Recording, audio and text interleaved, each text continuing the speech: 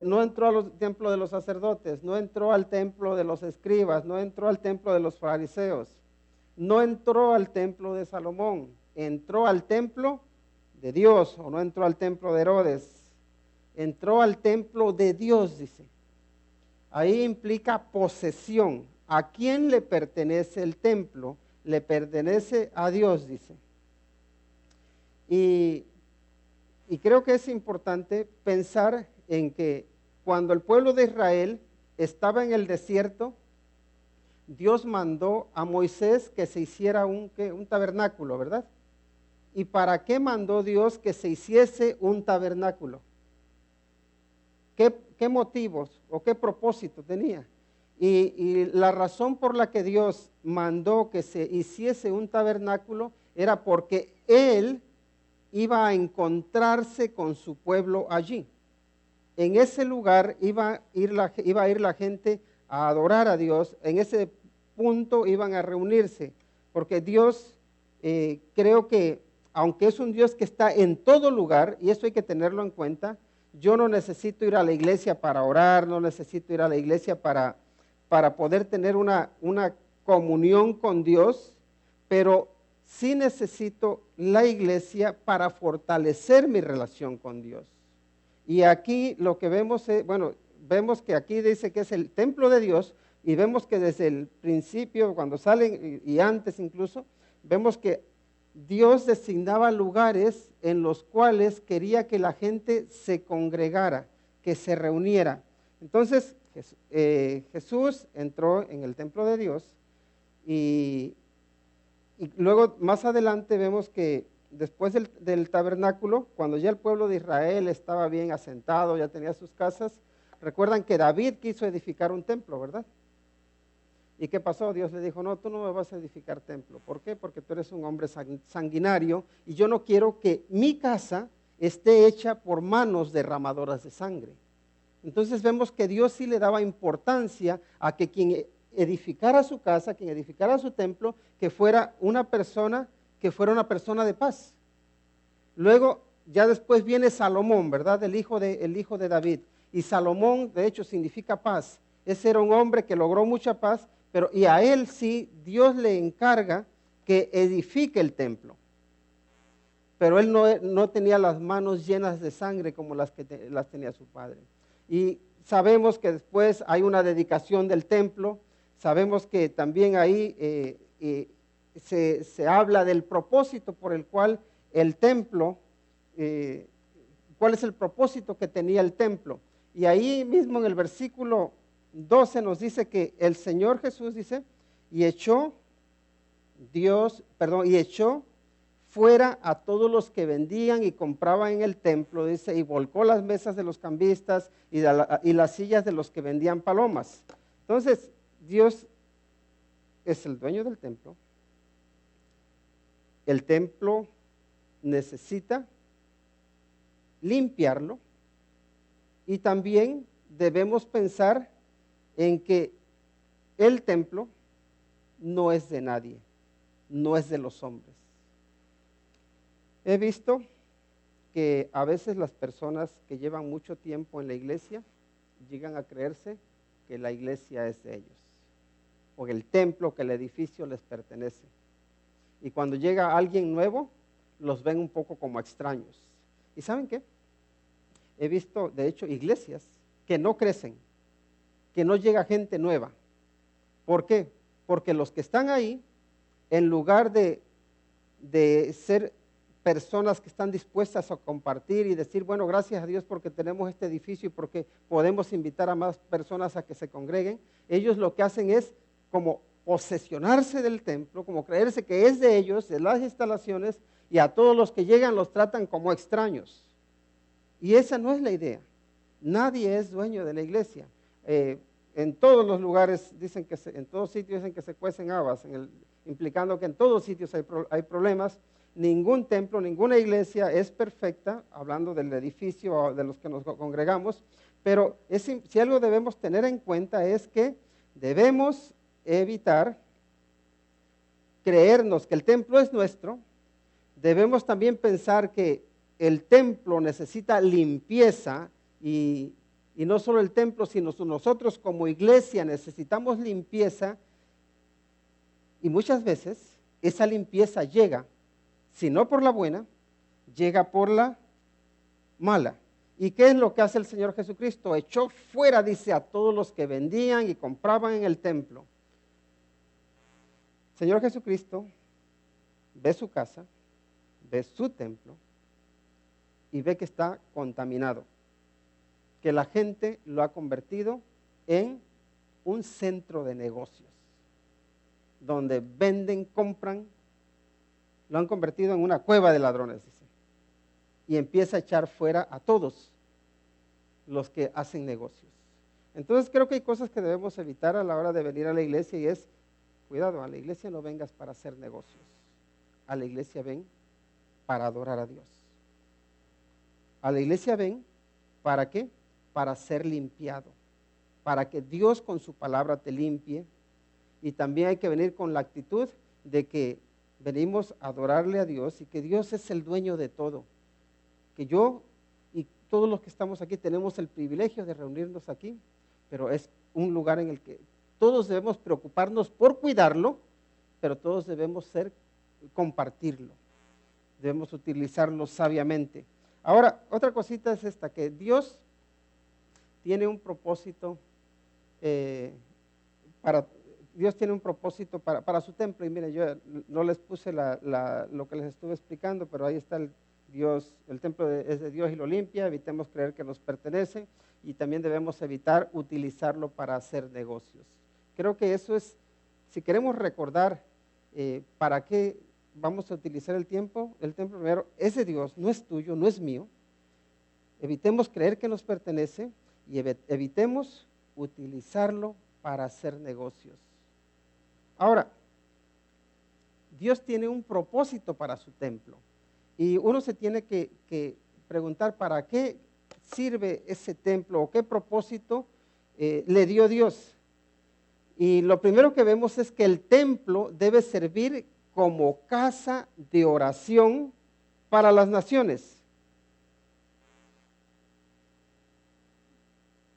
Sí, podemos orar en cualquier sitio, en nuestra casa, en el trabajo, en la escuela, donde quiera podemos orar. Pero Dios designó el templo y toda la gente, cuando va al templo, su idea o la idea con la que tiene que venir es: voy a buscar a Dios en oración. Y la palabra oración tiene que ver con, la palabra significa postrarse delante de Dios. Si queremos decir, significa arrodillarse, inclinarse ante Dios. ¿Por qué? Porque cuando vamos al templo, vamos a reconocer la grandeza de nuestro Dios, vamos a adorar a nuestro Dios, vamos a servirle a nuestro Dios. Entonces el templo debe servir como casa de oración para las naciones. Y también debemos evitar que se convierta en cueva de ladrones, porque ellos lo habían convertido en cueva de ladrones. Pero ¿qué cosas también debemos evitar?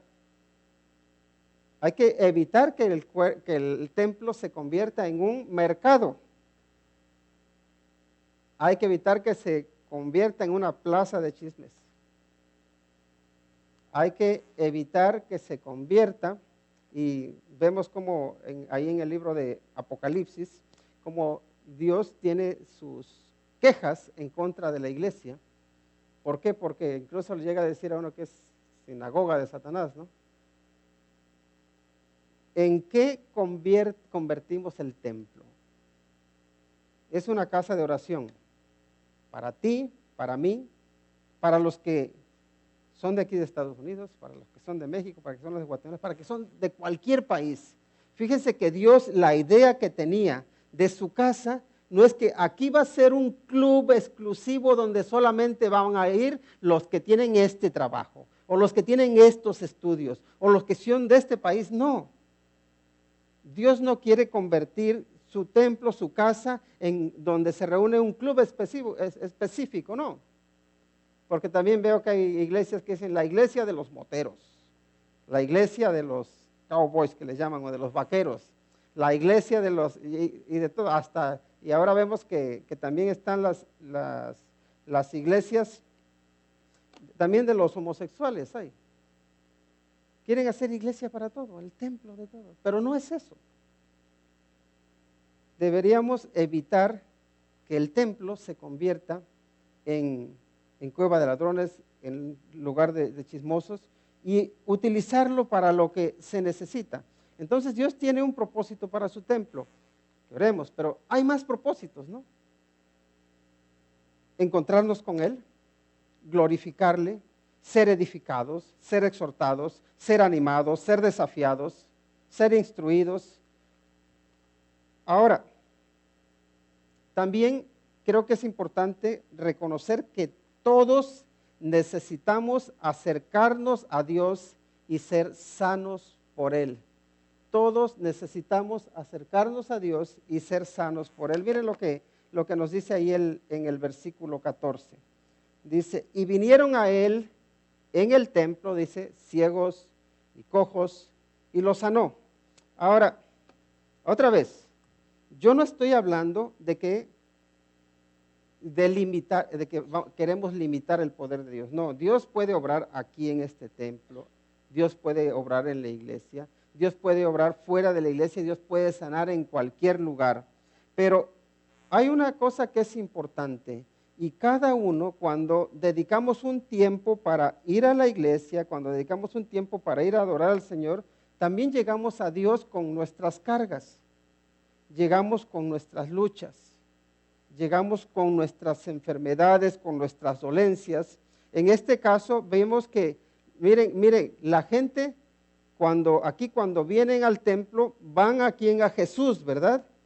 Van a Jesús y le dice, vinieron a Él, dice.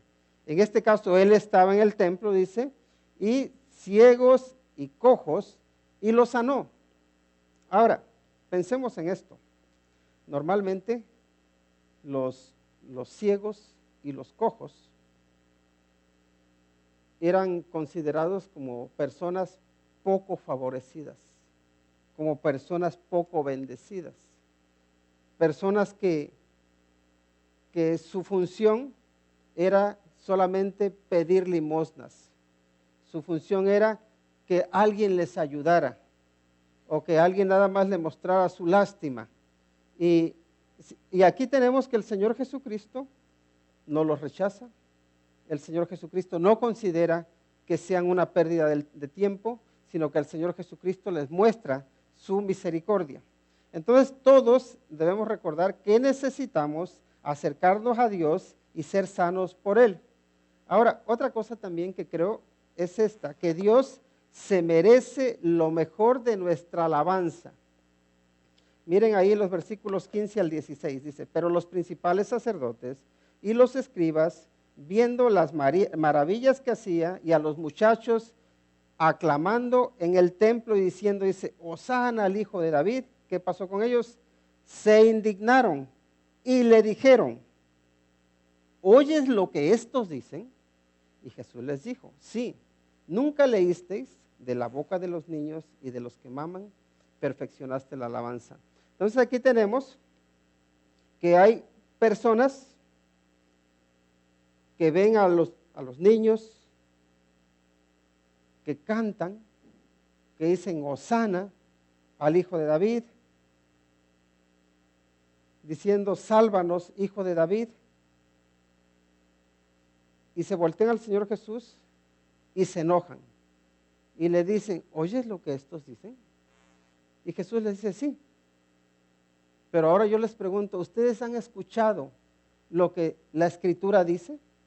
Que Dios perfecciona la alabanza, dice, de la boca de los niños y de los que maman. Y aquí está utilizando el Señor Jesucristo a estos niños para desafiar a los intelectuales.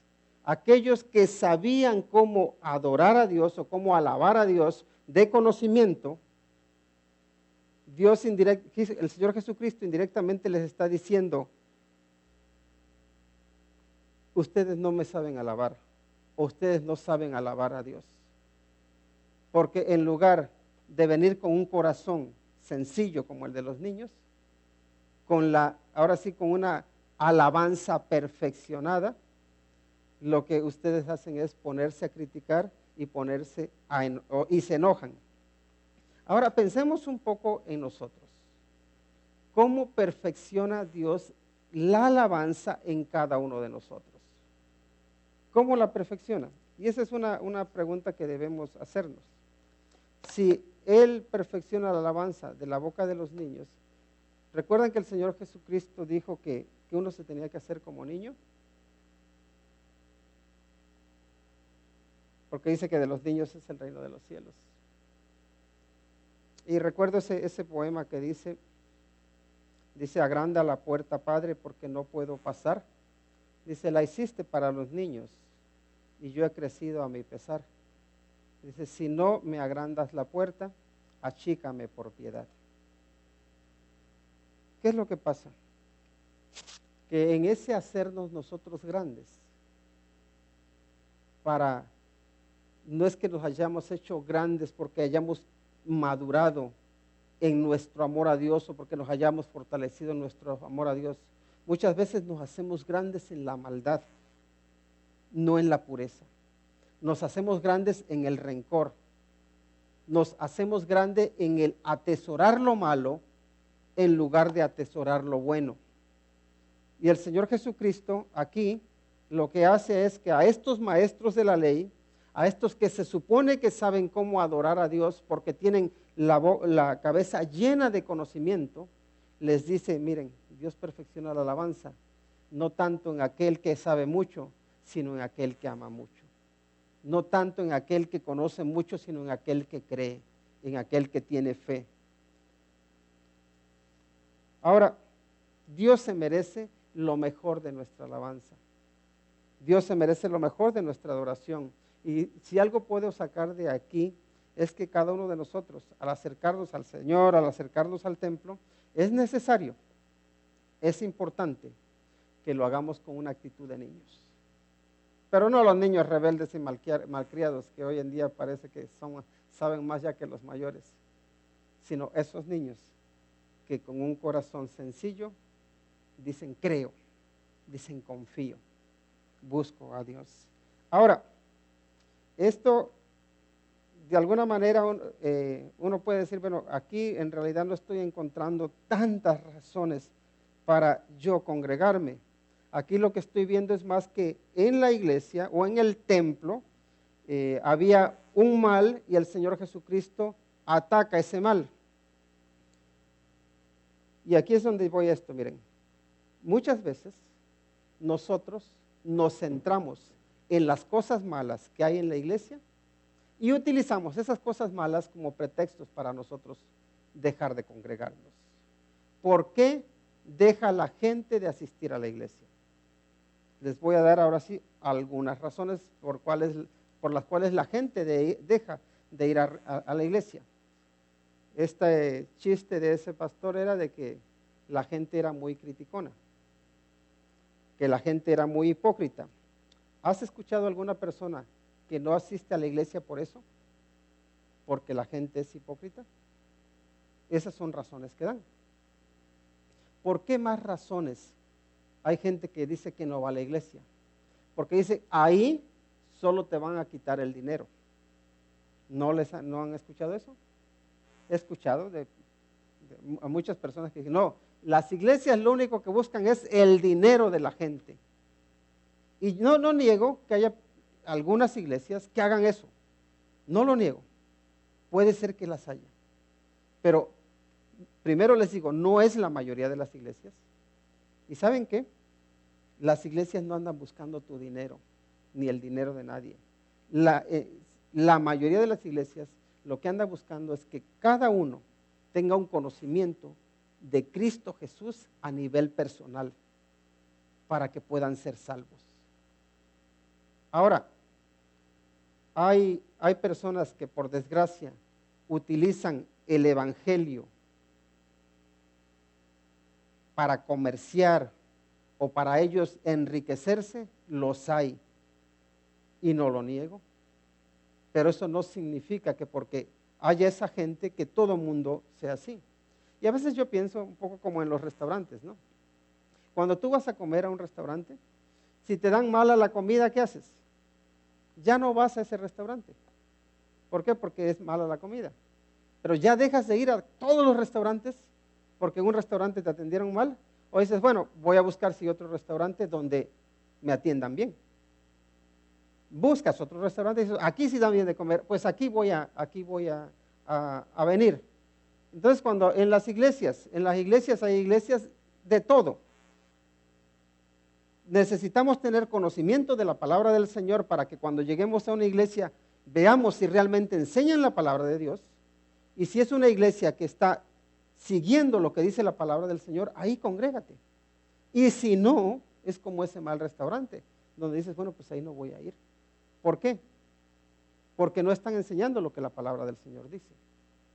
Porque no voy a crecer como cristiano, no me voy a fortalecer. Pero ahí también debemos ser sabios, ¿no? Hay tantas cosas que veo que utilizan. Les voy a hablar de otras razones que yo he escuchado. Hay personas que dicen, los diezmos. En las iglesias te exigen que des tu diezmo. Yo no sé a qué iglesias van, la verdad. Yo aquí no veo a nadie que se le exija nada. Ahora, ¿se enseña lo que dice la palabra del Señor? Sí, sí se enseña. La iglesia, la Biblia habla de los diezmos, sí habla de los diezmos. ¿Quién lo da? El que quiere. Y el que no quiere no lo da. Pero aquí nadie le está pidiendo cuentas. Bueno, yo creo que la mayoría de las iglesias es así. Nadie les pide cuentas a la gente. Es entre mi persona y Dios. Pero, y luego dicen, no, pues es que es para los pastores. No. El pastor también tiene la responsabilidad de dar su diezmo. Yo entiendo que es mi responsabilidad también. Y lo doy. Pero porque es algo entre el Señor y yo. Pero nadie me obliga tampoco.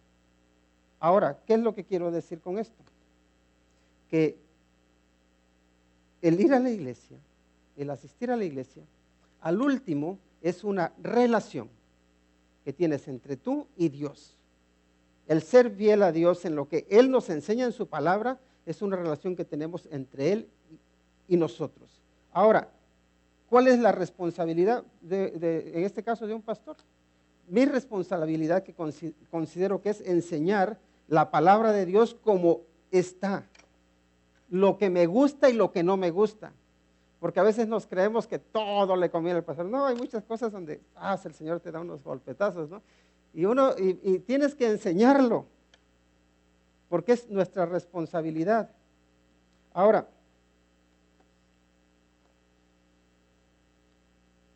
¿por qué sí debo asistir a la iglesia? Miren en el Salmo 133, 1 y 3. Porque Dios envía bendición y vida eterna. Y me gusta esto. Mirad cuán bueno y cuán delicioso es habitar. Y eso ya lo estuvimos memorizando, ¿verdad? Así que ya casi que se los voy a buscar, pero se los voy a leer en el Salmo 133, 1 y 3.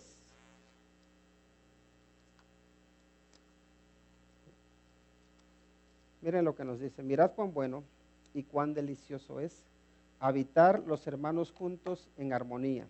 Y ya da unas explicaciones de cómo es, y ya luego dice en el versículo 13, como el rocío de Hermón que desciende sobre los montes de Sión, dice, porque allí envía Jehová bendición y vida eterna. Y aquí quiero hacer una diferencia. Hay gente que dice, yo para ser un buen cristiano no necesito ir a la iglesia. ¿Por qué? Incluso muchos dicen, yo soy iglesia. Yo mismo soy la iglesia. Y aquí es donde quiero hacer referencia a qué significa el ser, ahora sí, iglesia. La palabra iglesia, ¿qué significa? Viene de dos términos, que es ek y eclesía, que viene de o tomado de y luego significa fuera. Entonces, eclesía o iglesia significa un grupo de personas que que son llamados a congregarse, a unirse. Eso es la iglesia. Nosotros solos no somos iglesia. Yo solo no soy iglesia. Yo soy parte de la iglesia, pero yo no soy iglesia. Ahora, el templo tampoco es la iglesia. La iglesia es el grupo de personas, de creyentes que se congregan, que se reúnen. Eso es lo que es iglesia. Y donde se reúnen, es importante que se reúnan en armonía.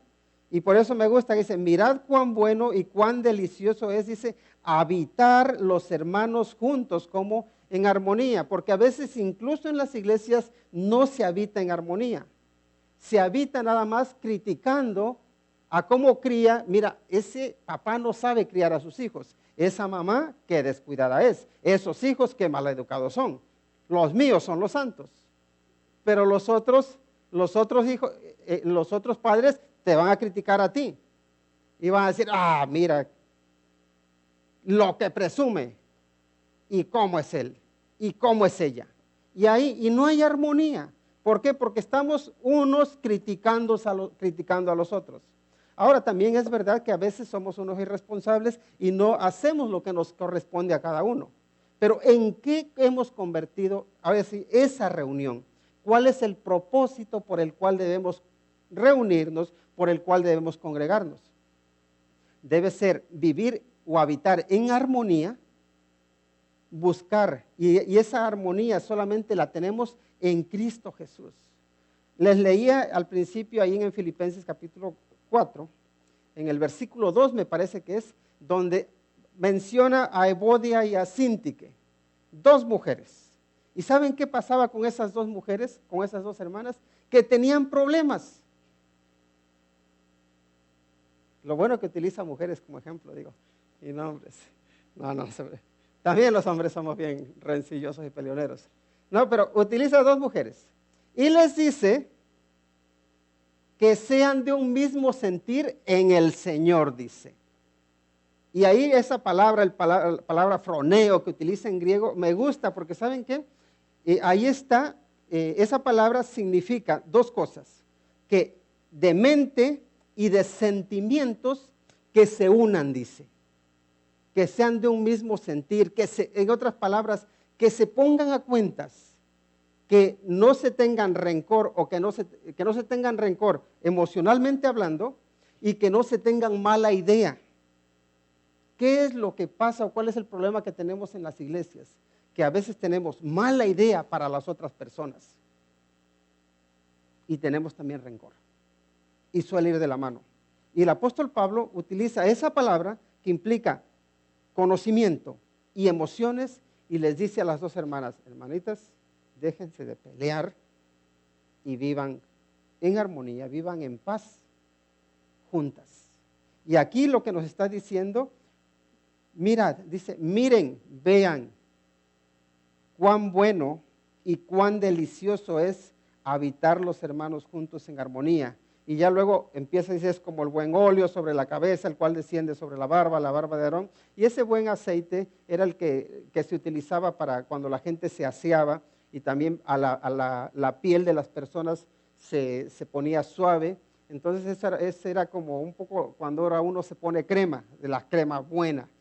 Entonces era algo que la gente valoraba. Y entonces hace esa comparación. Dice, es bueno y es delicioso, esa suavidad, ese olor. Ahora dice, porque allí dice envía Jehová bendición y vida eterna. Y algo que es importante es que habitemos en armonía, porque ¿saben qué? Dios envía allí bendición, pero también envía vida eterna. Cuando uno viene a los pies de Cristo.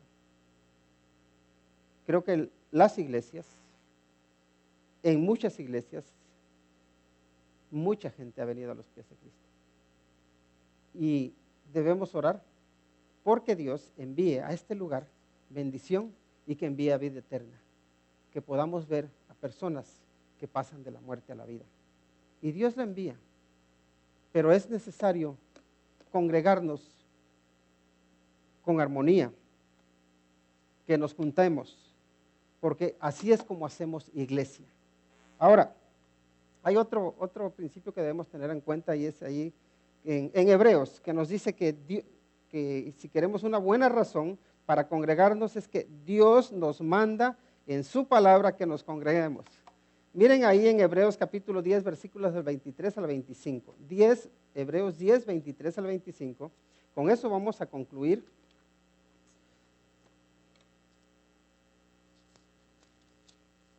Dice, en Hebreos capítulo 10, del 23 al 25.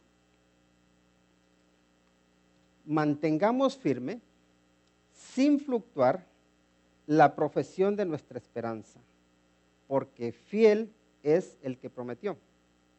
Y considerémonos unos a otros para estimularnos al amor y a las buenas obras, no dejando de congregarnos como algunos tienen por costumbre, sino exhortándonos, y tanto más cuanto veis que aquel día se acerca.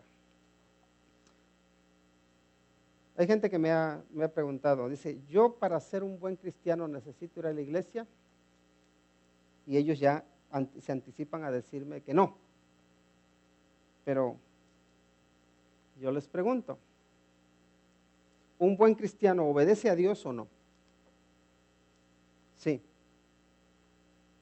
Ahora la pregunta es esta, ¿Dios nos manda que nos congreguemos o no? Sí, ahí está, que nos congreguemos, que no nos dejemos de congregar. Muy bien, entonces ahora yo te pregunto, para ser un buen cristiano, ¿necesitas congregarte o no? Sí, lo necesitamos. Todos necesitamos congregarnos si queremos ser buenos cristianos. Si queremos ser cristianos desobedientes, no nos vamos a congregar, pero no nos engañemos. A mucha gente dice, yo no necesito ir a la iglesia para ser un buen cristiano. Te tengo noticias, sí necesitas ir a la iglesia para ser un buen cristiano. Ahora, es verdad que muchas veces uno va a la iglesia y no es buen cristiano, eso también es verdad. Porque a veces nos creemos que ir a la iglesia, el hecho de ir nos hace buenos cristianos, y no es así. No, el solo ir a la iglesia no te hace buen cristiano. Pero sí necesitamos ir a la iglesia para ser buenos cristianos. Ahora, ¿por qué? Porque hay veces que nada más vamos a la iglesia a criticar, solo vamos a la iglesia a ver que ese pastor tarda un montón predicando. Mira las alabanzas que han utilizado. De hecho, hay gente que se pone a criticar. No saben ni elegir cantos. Y todas las cosas que sabemos por las cuales nos quejamos. Hay gente que llega y como se entró, se fue. O peor, hay gente que nada más llega y se duerme. ¿Y qué va a entender? ¿Eso va a ser un mejor cristiano? No. Sí llegó a dormir, la misma siesta se la pudo haber echado en su cama, porque es el mismo provecho que le hizo, ¿no? Entonces, sí, es necesario asistir a la iglesia, pero el hecho de ir a la iglesia no te hace mejor cristiano si tú no pones en práctica la palabra de Dios. Es el poner en práctica la palabra de Dios lo que nos hace ser buenos cristianos. Ahora, el congregarnos a la iglesia es necesario, ¿por qué? Porque todos necesitamos ser exhortados. Todos necesitamos que se interceda por nosotros. ¿Tú necesitas que alguien ore por ti? Sí, yo necesito que oren por mí. Y creo que es muy famoso, muy conocido ese ejemplo que se utiliza donde hay un fuego, ¿verdad? Y vemos que está el fuego ardiendo y está bien. Sacas una brasa de ese fuego y ¿qué pasa con esa brasa? Se apaga, se enfría. Y así somos nosotros. Si nos estamos congregando, ¿qué pasa? Que sí, estamos con ese fuego, estamos encendidos. Pero en cuanto nos alejamos, ¿qué pasa? Nos enfriamos, nos apagamos. Una persona, un hombre que tenía mala memoria, dice, yo no voy a ir a la iglesia porque se me olvida lo que se predica ahí. Al siguiente día ya no me acuerdo del sermón. Entonces, si se me olvida todo, dice, ¿para qué voy? Y bueno, mi respuesta para esto es esta, para ello es esto. Miren, ¿Quién se acuerda de lo que comió la semana pasada? Y se las voy a poner fácil. El lunes a mediodía, ¿qué comiste de la semana pasada? Y hace 15 días, si todos los días comes lo mismo, te vas a acordar. Pero si no comes lo mismo, se te va a olvidar. Nadie se acuerda de todo lo que come. Sin embargo, no deja de comer. ¿Por qué? Porque si deja de comer, se va a debilitar. Ahora, ¿todos nos acordamos de lo que dice, lo que se predicó, de lo que enseñó? No, todos no nos acordamos todos. Sin embargo, el alimentarnos de la palabra de Dios es necesario para nosotros. No te vas a acordar de todo, pero en el momento sí te alimentaste, sí te fortaleciste. E igual que uno se alimenta todos los días físicamente, necesitamos alimentarnos todos los días espiritualmente, porque nuestra alma también necesita alimentarse. Y recordemos que nosotros podemos decir, esa lucha entre la carne y el espíritu. Si solamente te alimentas carnalmente, vas a tener un cuerpo fuerte, pero un espíritu débil. Y es necesario tener un espíritu fuerte. ¿Y cómo lo alimentas? Congregándote. ¿Cómo lo alimentas? Animándote. Animándonos los unos a los otros, orando los unos por los otros, compartiéndonos la palabra del Señor unos a los otros, cantando al Señor. Es necesario, es importante que tú y que yo nos congreguemos, sí lo es.